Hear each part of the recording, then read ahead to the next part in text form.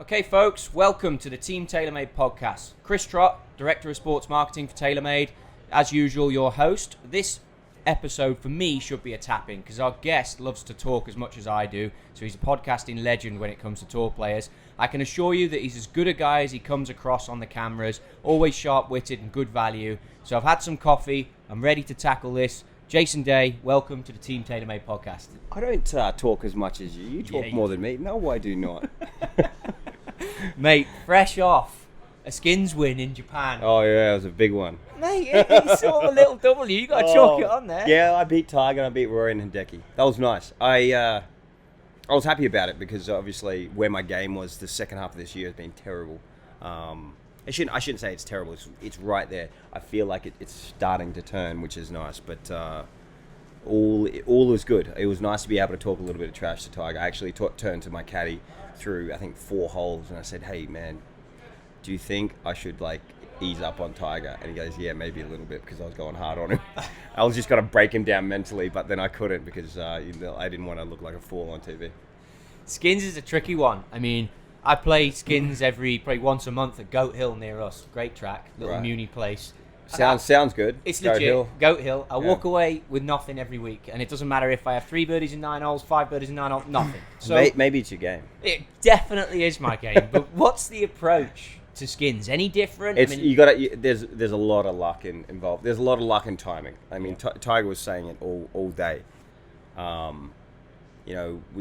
won 3 skins on the 3rd hole, and then we tied the 4th hole, and then the 5th hole. I think it was something like that. I block it right in the water. He hooks it left of the bunker. Rory and Hideki block it right in the water. So he's like, it's advantage him. That was just perfect timing. But long story short, we're coming down 17. Everyone misses a green.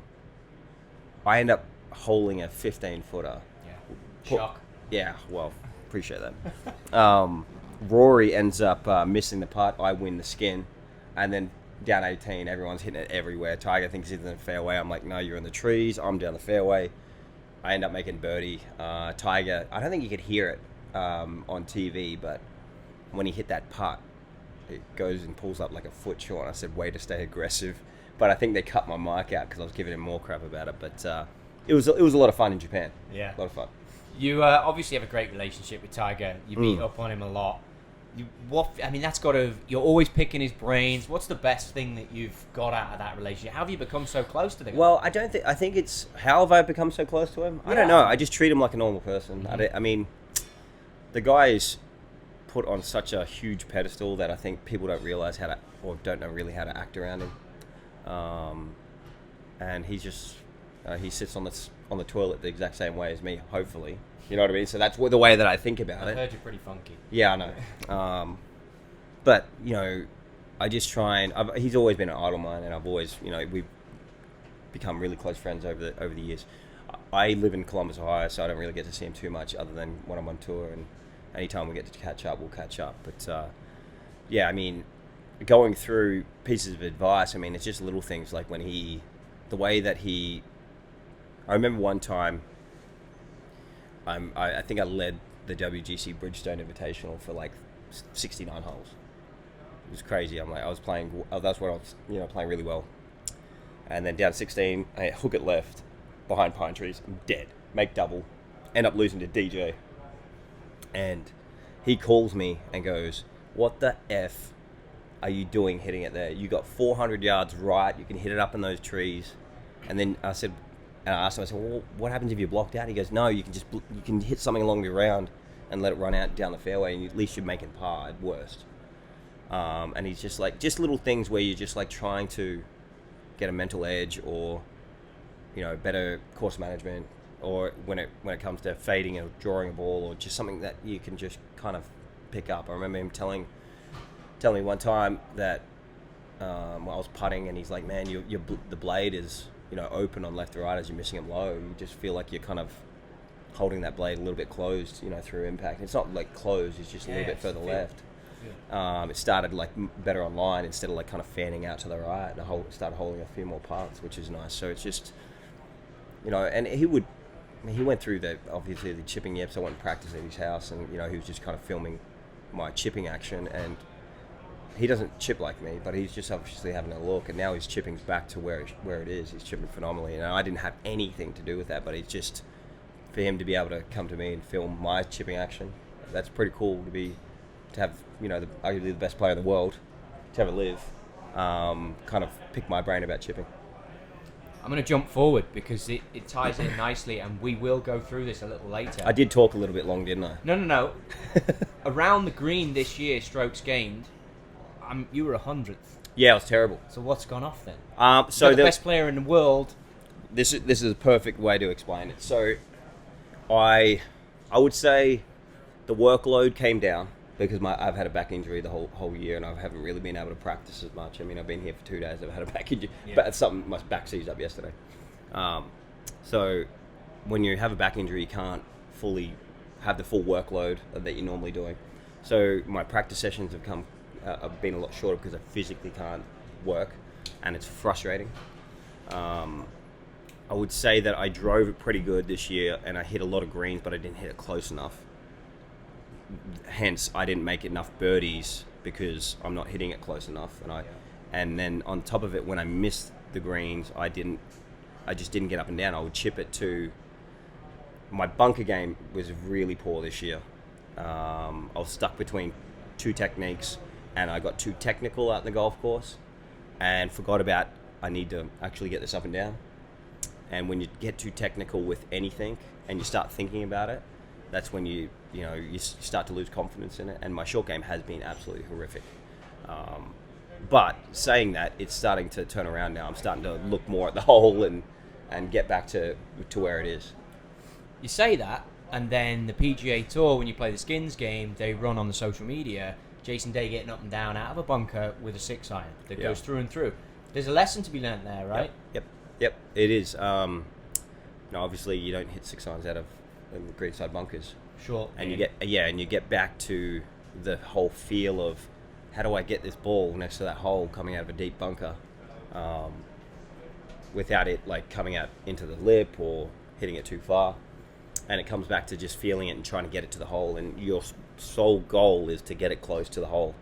And that's unfortunately what I didn't have this year. And I was too worried about technique with my chipping, too worried about my rough chipping, and too worried about my bunker game. And then you mix that in with thinking about it too much, and then you lose confidence, and you just wasn't quite gelling. And on top of it, I didn't putt that great. Second half of the year, I putted really good. I was number one in strokes gained putting for a long time, up until the second part of the year, and it just fell to bits because of you. Okay, fair enough. I'm going to just take a moment to think about my response here. Are you going to be putting in a bag of 6-irons next year? Is that where we're going? No. So you come to the photo shoot, and your approach at this your role in this photo shoot, you basically are the player's MC. You keep everyone rolling on subconsciously, whether you know it or not. You're the man at these photo shoots. What do you make this year about product unveiling and seeing it and just getting insight from the boys and what they're saying? So I wasn't as much of a quarterback this time around because I'm obviously under the weather. Yeah, you made me do a bit more work. Yeah, I feel terrible, and then on top of it, my back was just killing me yesterday. Yeah. So I was in all sorts yesterday. But can I talk about the product? Yeah, we're good to go. We're going to put this out after the embargo. Okay, so you can say what you want. Yeah, so sim drivers. Yep. Right. The Max and the T, is that what you call it, or no? Is it just Max and normal sim driver? Correct. Yeah, so sim and the Max, sim Max. I'm gravitating more towards the Max. Mm-hmm. Tremendous technology in it. We have the twist face still, and then we obviously underneath we have what we call that inertia. Something to do with stopping the airflow. Yeah, the airflow, but then you have that weight on it. The part is the actual sim part. Yeah, essentially. Motion, yeah, exactly. So there are a lot of, I haven't really been working out because my back, and I was comfortably hitting 120 club head speed, 180 ball speed. That's what everyone's been saying. Yeah, it's been unbelievable. Yeah. And typically I'm not like that. You know what I mean? So let me say this then, because I'm not letting that putter comment slide. 13th off the tee last year. Yeah. You're sat in a great position. New driver now. You like the speed it offers. I know speed is everything for statistics. Yeah. Where are you going to go with that testing process? Well, as soon as I can get it in my hand, I'm going to test it out. Okay. I mean, it's been hard to test here because usually we're just pushing the product, and you can't really test it one-on-one against your old driver to your new driver. So for you need your testing environment, and what does that I look need like? a testing environment. I'll go to Palm Springs. You know what I mean? The Vintage Club, probably, David Woods has let me come out there a few times and Get your man Todd Chew out there with you. pretty much Chewy's just only 2 hours away, so they built a new tee at the Vintage Club because I kept on bombing it over the range there, so they built a new tee. Nice. We can do driver testing there, which is great. Yeah, but like further back now with Sim. Yeah, exactly. But Palm Springs is like a perfect. You're in a bubble. It's 75 degrees, no wind. You can go out there and actually just physically test a club and not have to worry about is there wind or when you put the normalization on the TrackMan, it just still doesn't feel correct. Yeah. So I'll be testing that out. Yeah. When you look at V Steel, that's come back into the lineup. You're a big fairway wood guy. Yep. Thoughts on that? I loved the V Steel back in the day. Yeah. I don't know. I can't remember what year it came out, but It's got to be 10 years ago. oh, maybe more. Yeah. Yeah, maybe more. So love the V Steel. There's two shapes though. I feel like I don't know what it's called, but the other Sim 3-wood has more of a bulge and roll to it, whereas in the V Steel is kind of very. So will you straight test on. them both? I like the more straighter face. I don't like the bulge and roll. Yeah. I don't like a lot of bulge and roll. Yeah. So let's get back into these stats, and I've thought a few ways of going through this, and I want to treat it as if I'm part of the coach caddy situation here, because you've touched on your emotions recently in the press about going back to some old feelings, and look, let's get this pink elephant in the room and let's put it right in front of us. You're back in the Spider Tour. I get it. I look at your strokes game, putting. You're just a. What did I finish? Well, let's take a look. You take a look. I mean, you talked about 2015. 2019 putting, I finished 30th. Which is very... Which is absolutely terrible. But mate, it's legit, but I get it. It's awful for you. Yeah. So this is... If I'm looking at... Do you do this? Do you go through your stats from 100%. the tour? And this would be... Well, let's do the breakdown. You and me. So right I'm going to tell you why. Yep. I didn't play that bad. Yep. Going from the start of the year, or going from the fall of last year to probably players and through, somewhere in that region, I played actually half decent. I think I had 4 or 5 top Tory fives. was in there. Yeah, you played top well at fives. Tory. So Pebble. You always do well at Pebble. yeah, I know. But if I'm like, betting on you at Pebble. Thank you. 2019. These are the stats off the tee. 13th in strokes gained. Which is awesome, because if you go back to previous years, you were... I mean, look, you talked about 16 being a good year. 62nd. Yeah, but that's okay. That's fine, because you look at the strokes gained approach the green, I was 33rd. Yeah. You know what I mean? 127 this year. 13th off the tee this year. Approach the green strokes gained 127th. And this is what I'm getting back to you. Yeah. Is that there was a stat that came out that I was the most aggressive player going at, and I short-sighted myself the most. Which is why the chip-ins then Which got is hurt. why the chipping has got hurt around the green. I'm at 100th. But then when I'm sitting there going, okay, I need to hit it, towards more of the middle of the green, I'm giving myself 30 to 40 footers. Then you've got to look at, okay, how many putts am I really going to hold from 30 to 40 feet?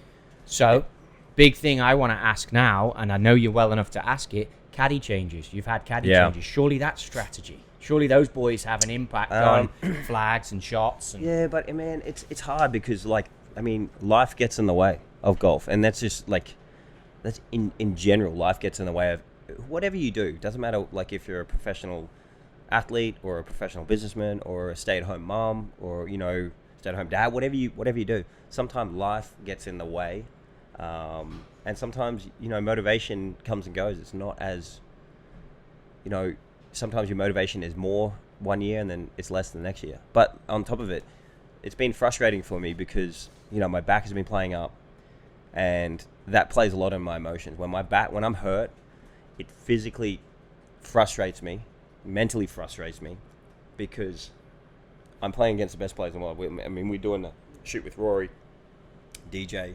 Matt Wolf, Morikawa. Johnny we had Rahm. Rambo.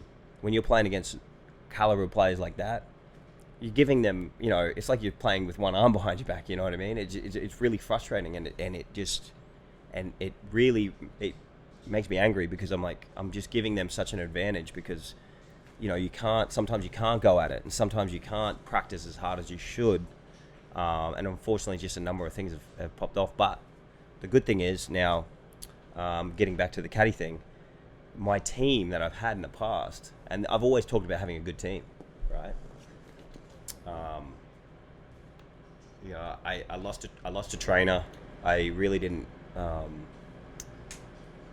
have a massage guy in place. I did have one on tour, but it wasn't just like at home, where it needed to be. So my team was like kind of all over the shop, and I realized that. I'm like, okay, well, what do we got to do? We got to get a trainer. We got to get a physio. We got to get a solid caddy. We got my coach, my agent, my wife. Everyone's got to be back where you need them. Where I need them to. Columbus or Palm Springs, basically. But that's the thing. Like, everyone has to be pulling in the same direction. It starts with leadership at the top. If I could get the best team in the world, and if I don't have the right leadership skills and I'm not telling them exactly what my goals are, then everyone's going to go and do what they want to do. So you gotta get everyone in the room and say, this is the main goal. This is what we're trying to shoot for, and then you just start to do little mini goals along the way, and you're trying to better the actual company or person or team or whatever it is, and everyone's then pulling in the same direction as you, and you got to have that passion. Everyone's got to be passionate about what they're doing to make that thing great. You know what I mean? Yep. You touched on life getting in the way.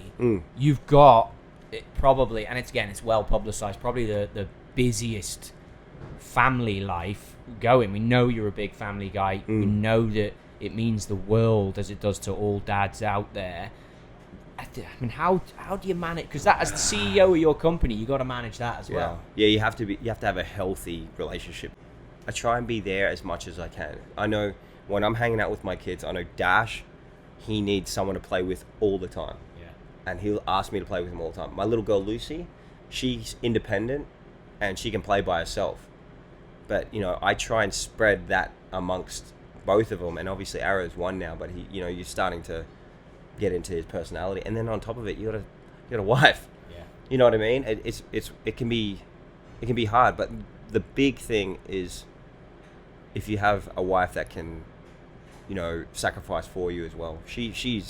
Ellie's been a massive supporter of what I've been trying to accomplish, and every time I sit there, I'm like, you know what, my back is hurting. Climbing back to number one in the world is going to be hard. I think, what do you think about retiring? You know what I mean? And she's like, you haven't accomplished half of what you need to do. You need to go back out there. You need to work.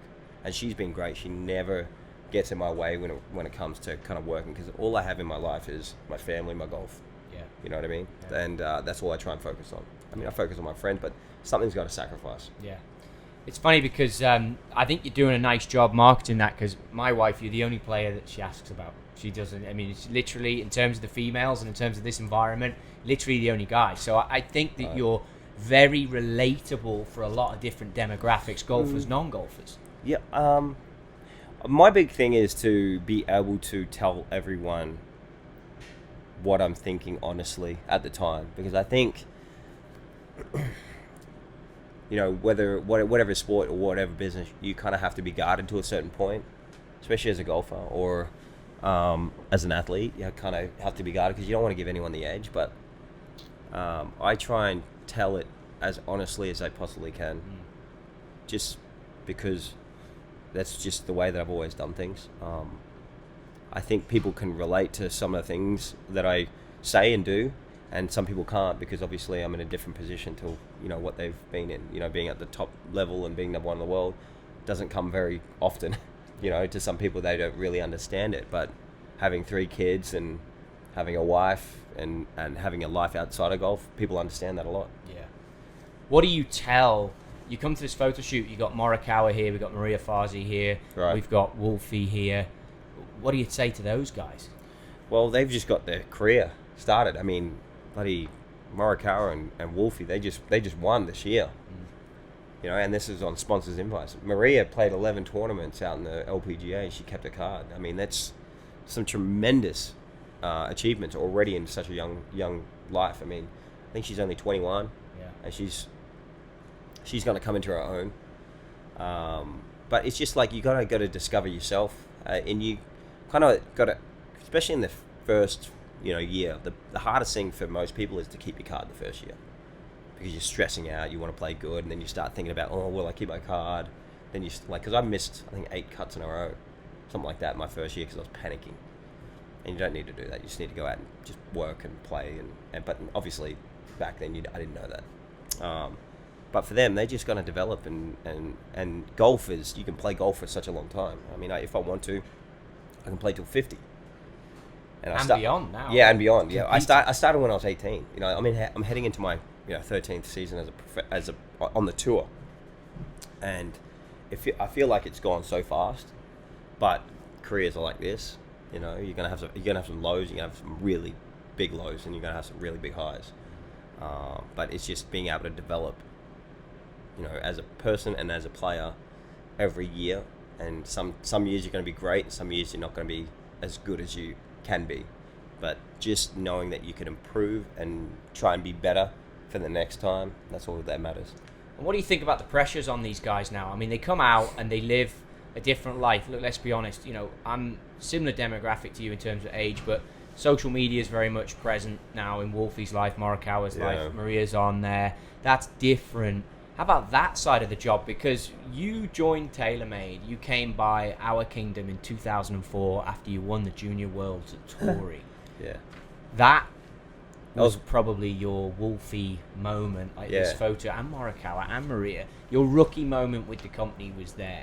Their rookie moment with the company now is here. Everything is recorded, everything's covered, it's all going to be documented. That's a pressure. Yeah, well, social media's changed everything. When I came out, we didn't have social media. I don't know when Facebook came out, but it wasn't like to what we have now with Instagram, Snapchat, all those other things. And content is so easily made these days, especially with a phone. Yeah. I mean, it takes 20 seconds to make some like a piece of content you can put out. I don't do that. I have all the social media stuff, but I've never posted anything in my life. Don't know how to. Don't really want to. And if people look at my Instagram account, it doesn't really look, you know, very personable. But there's some stuff on there, and there's some mainly sponsored stuff. But what about for these guys? Yeah, I know. That's why. Yeah, getting to those guys, it's just there is a lot of pressure on these guys. But it also depends on the person. If you look at like a Tony Finau, right? I asked him. I said, "Do you ever stress?" He's like, "No, don't stress at all." Never. I mean, it depends on the person, but there is a lot of pressure. There's a lot of demand on kids these days to perform. We are making a lot of money these days, so that's why I think you don't have a person that dominates as much as, you know, a Tiger would have. Yeah. You know what I mean? But I think Wolfie, he's got a good personality for it. I think he likes the limelight.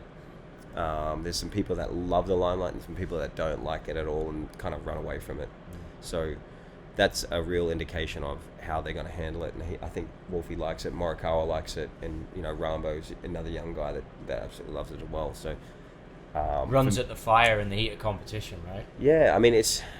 How about for you as a player then? You're a veteran, you're winning, let's say you're down the stretch with these boys. Yeah. Do you then rely on the experience, or do you think, oh my, here's this youngster? It doesn't matter.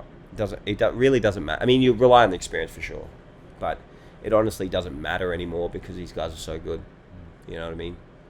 But, you know, you just got to try and focus the best you can on yourself, and there's obviously certain little things that you can do out there that you're going to kind of, you know, game someone, but, you know, you're trying to keep it within boundaries there. Yeah. When you think back to 2004 and coming to TaylorMade, what do you recall about that visit? I remember I swung a 6-iron at 105 miles an hour. Even back then? Yeah, back then. Well, no, I can't even reach that now. No. I'm so old. Yeah, and I was crushing 3-irons. When I put it, like, because all the guys, Mark King, who was the CEO back then. I was going to say, who was there? Yeah, Mark King was there. Chuck Presto was there. Yeah. Keithy must have been there. Keith, yeah. I'm pretty sure Keith was there. Chewy, maybe? Chewy, I'm not sure. It's Tim Hewitt, I think it was. Yeah. My good buddy Kellen was there. Like, there was a bunch of people there. And it was more like hey, this is Jason Day, and this is, you know, what he can do. Kind of put on a show. And I absolutely flushed it. I mean, I flushed it. And I was swinging it hard, flushing it, hitting these mid-high 3-irons. Yeah. and I put on the show, and the crazy thing is like Mark King came out and looked at it and told Chuck Presto, it's like, we need to get in a room right now and sign this guy. And the funny thing was, I was with Nike the day before, because obviously that's when they did hard goods. So I hit it even better at the Nike shoot, and one of the guys was there, and he wasn't impressed at all. I'm like, oh, okay. Obviously they had Tiger back then, so.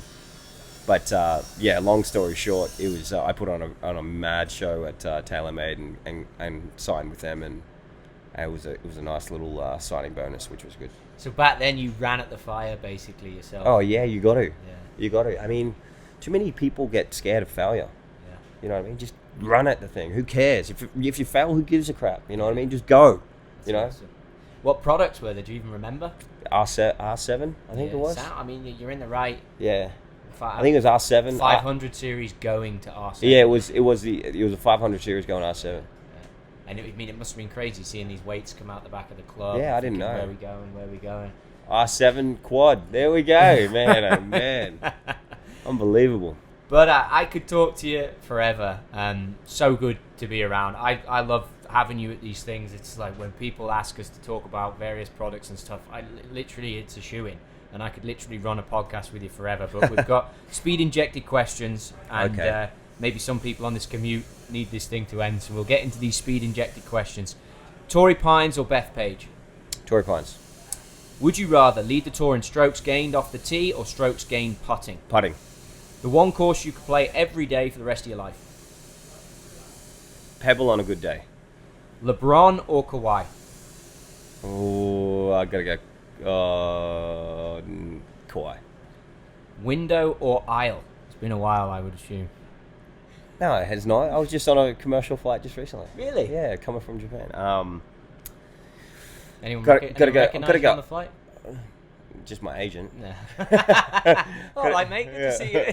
Just I'd go aisle. Okay. I get up, man. I gotta walk around my back. No, I'm with you. Number of career hole-in-ones? 4. What would you shoot lefty? 90. Favorite TV Netflix show right now? Peaky Blinders. Oh yeah. New series out, right? Yep. Mallet or blade? Spider. Mallet. Beach or the mountains type of guy? Oh man. Oh, it's so hard. Beach. The one shot in your career you wish you could have a mulligan on?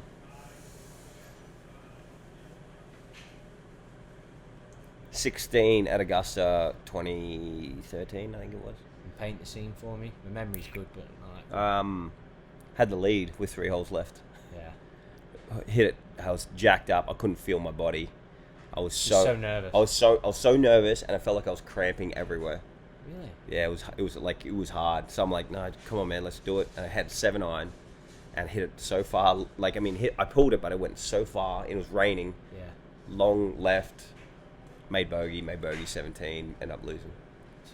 Jeez. How did you analyze that when you left, and what's the learning? I was frustrated, but I learnt so much just to kind of slow things down. I mean, just relax, you know, hit the shot when you're ready. I mean, that's such a big stage, and you can't go through things quick. I mean, some guys can make things look easy and quick, like a Rory or a DJ.